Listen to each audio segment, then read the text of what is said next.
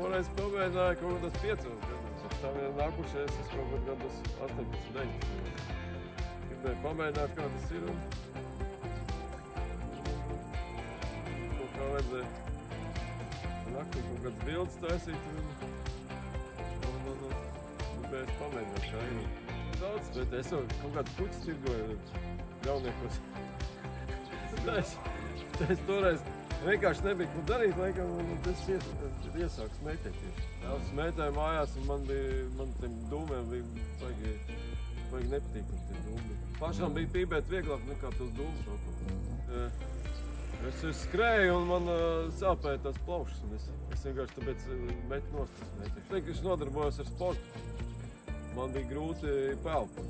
Man nebija tik liela atkarība. Es vienkārši nometu un visu. Viena reizē vairāk nesmēķēju un visu. Kā reiz ir tāds smaržīgi dūms, tāds tīši tabaks, tad kā liekas, ka man tāds patīkams.